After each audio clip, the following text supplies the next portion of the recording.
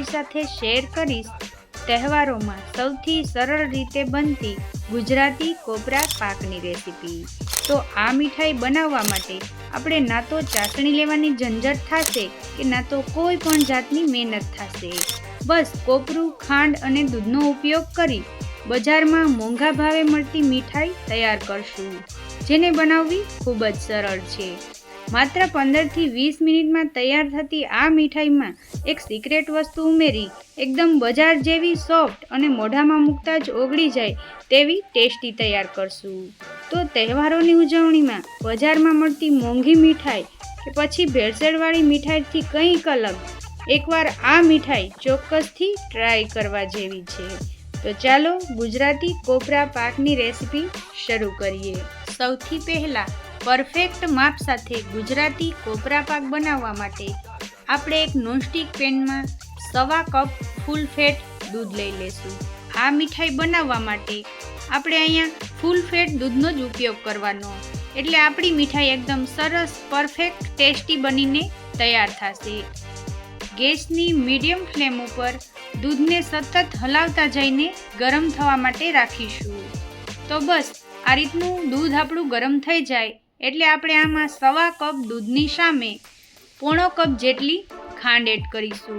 જ્યારે મીઠાઈવાળાની દુકાને મળતી મીઠાઈમાં ખાંડનો ઉપયોગ વધારે કરવામાં આવે છે, એટલે કે 1/4 કપ દૂધ લીધું હોય અને 1/4 કપ ટોપરું હોય તો એની સામે 1/4 કપ ખાંડનો ઉપયોગ કરવામાં આવે છે। જ્યારે આપણે ઘરે બનાવીએ તો એમાં ખાંડનું પ્રમાણ ઓછું રાખીએ છીએ। તો બસ આ રીતે હલાવતા જઈને આપણે આ મીઠાઈને તૈયાર કરવાની છે। તો અહીં આપણી ખાંડ ઓગળી ગઈ છે।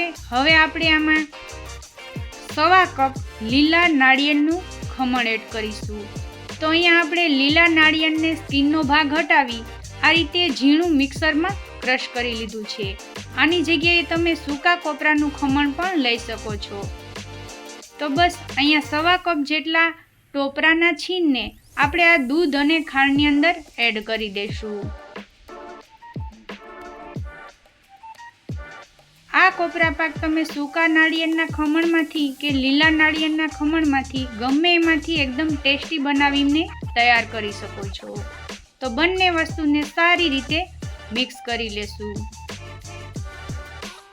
ધીમે ધીમે આ રીતે સતત હલાવતા રહેવાનું અને ગેસની ફ્લેમને બિલકુલ મીડિયમ રાખવાની છે। આ રીતે દૂધમાં સારી રીતે નાળિયેરને સતત હલાવતા જઈને પકાવવાથી આપણો કોપરા પાક એકદમ ટેસ્ટી બનીને તૈયાર થશે। તો બસ ધીમે ધીમે કરતાં દૂધ એબ્ઝોર્બ થવા લાગ્યું છે। એકદમ મીઠાઈવાળાની દુકાન જેવો ટેસ્ટ આપવા માટે આપણે આમાં એક સિક્રેટ વસ્તુ ઉમેરીશું, એટલે કે 1/4 કપ જેટલું મિલ્ક પાવડર એડ કરીશું। આમાં મિલ્ક પાવડર, મલાઈ કે માવો કંઈ પણ એડ કરવાથી આપણો ગુજરાતી કોપરા પાક એકદમ પરફેક્ટ મીઠાઈવાળાની દુકાન જેવો બનીને તૈયાર થશે। બસ આ રીતે આપણે એને મિક્સ કરી દેવાનું। સતત હલાવતા રહેવાનું અને ગેસની ફ્લેમને બિલકુલ મીડિયમ રાખવાની, એટલે તળિયે જરા પણ ચોટે નહીં। માત્ર 10 થી 20 રૂપિયાની કિંમતમાં મિલ્ક પાવડરનું નાનું પેકિંગ ઇઝીલી બજારમાં મળી જાય છે। એને તમારે લઈ અને આમાં એડ કરી દેવાનું। જો તમારે એની જગ્યાએ માવો કે ઘરની ફ્રેશ મલાઈ એડ કરવી હોય તો કરી શકાય। એકદમ બજાર જેવો મીઠાઈવાળાની દુકાન જેવો પરફેક્ટ ગુજરાતી કોપરા પાકનો કલર આપવા માટે આપણે અહીં યેલો ફૂડ કલર એડ કરીશું। એની જગ્યાએ તમારે કેસરના તાંતણા એડ કરવા હોય તો એને દૂધમાં પલાળી અને કેસર પણ એડ કરી શકાય। 3 થી 4 ડ્રોપ જેટલા યેલો ફૂડ કલરના ટીપા ઉમેરી આ રીતે મિક્સ કરી દેશું। તો એકદમ બજાર જેવો કોપરા પાક બનીને તૈયાર થશે, જે બિલકુલ ઓપ્શનલ છે। જો તમારે એમને એમ રાખવું હોય તો ઘર માટે જ બનાવતા હોય તો એમને એમ પણ રાખી શકાય। તો બસ ધીમે ધીમે કરતાં બધું જ દૂધ એબ્ઝોર્બ થઈ ગયું છે। હજુ આપણે આને 2 થી 3 મિનિટ માટે હલાવીશું। મિશ્રણ એકદમ સારી રીતે ઘાટું થાય ત્યાં સુધી આને હલાવવાનું છે। હવે આપણે આમાં 1 ચમચી જેટલું દેશી ઘી એડ કરીશું, એટલે એમાં સરસ શાઇનિંગ આવશે અને મિશ્રણ આપણું તળિયે જરા પણ ચોટશે નહીં. તો આ રીતે હલાવતા રહેશું અને ઘીને પણ સારી રીતે મિશ્રણમાં મિક્સ કરી દેશું. તો અહીં ધીમે ધીમે હલાવતા રહીશું એટલે આ રીતનું મિશ્રણ ઘાટું થવા લાગશે.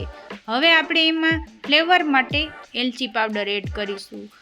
અહીં કોપરાનો પણ એક પોતાનો ફ્લેવર હોય છે, પણ એલચી પાવડર એડ કરવાથી આપણો કોપરા પાક એકદમ ટેસ્ટી તૈયાર થશે.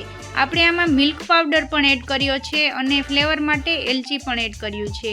મિત્રો, તમે આ કોપરા પાક કેવી રીતે બનાવો છો એ મને પણ કમેન્ટમાં જરૂરથી જણાવજો. અને આજની રેસીપી તમને પસંદ આવે તો એક લાઈક ચોક્કસથી આપજો. બસ અહીં સતત હલાવતા જઈને આપણું મિશ્રણ ધીમે ધીમે કરતાં ઘાટું થવા લાગ્યું છે. થોડુંક હજી આપણે ઘાટું કરીશું એટલે પરફેક્ટ આપણો કોપરા પાક બનીને તૈયાર થાય. બસ આ રીતનું ઘાટું મિશ્રણ તૈયાર થઈ જાય એટલે આપણે ગેસની ફ્લેમને બંધ કરી દેશું અને આપણો કોપરા પાકને ઠંડો થવા માટે રાખી દેશું. ઘીથી ગ્રીસ કરેલી પ્લેટમાં આ મિશ્રણને આપણે લઈ લેશું અને ઠંડુ થવા માટે રાખી દેશું. માત્ર 3 વસ્તુનો ઉપયોગ કરી આ તહેવારોમાં ટેસ્ટી મીઠાઈ તૈયાર કરી શકાય છે. બજારમાં મોંઘા ભાવે મળતી મીઠાઈ લેવાની જરૂર જ નહીં પડે. તો હવે આપણે આને ઠંડુ થવા માટે રાખી દેશું. કોપરા પાક પરફેક્ટ બન્યો છે કે નહીં એ ચેક કરવા માટે ઠંડુ થાય એટલે આ રીતે ગોળીવાળી ચેક કરી લેવાનું. તો આ રીતનું હાથમાં ચોટે નહીં એટલે સમજી જવાનું કે આપણી મીઠાઈ પરફેક્ટ બની છે. તો એને સારી રીતે પ્લેટમાં આપણે સ્પ્રેડ કરી અને ઉપરથી થોડા ડ્રાયફ્રૂટ્સ એડ કરીશું. બિલકુલ ઓપ્શનલ છે, અધરવાઇઝ તમે સ્કીપ પણ કરી શકો છો. આ રીતે ઉપરથી થોડાક ડ્રાયફ્રૂટ એડ કરવાથી આપણો કોપરા પાક એકદમ બજાર જેવો, મીઠાઈવાળાની દુકાન જેવો દેખાશે. તો બસ જોતાં જ ખાવાનું મન થઈ જાય એવો ટેસ્ટી ગુજરાતી કોપરા પાક બનીને બિલકુલ તૈયાર છે. રક્ષાબંધનના પવિત્ર તહેવારમાં કે શ્રાવણ મહિનાના વ્રત ઉપવાસમાં આ રેસીપીને એકવાર ચોક્કસથી ટ્રાય કરવા જેવી છે. તો આવનારા તહેવારોની ઉજવણીમાં મીઠાઈવાળાની દુકાનેથી લેવાની જરૂર જ નહીં પડે. બજારમાં મળતી મોંઘી મીઠાઈ લેવા કરતાં આ રીતે ઘરે બનાવી ટેસ્ટી અને હેલ્ધી મીઠાઈ આપણે તહેવારોની ઉજવણી માટે તૈયાર કરી શકીએ છીએ.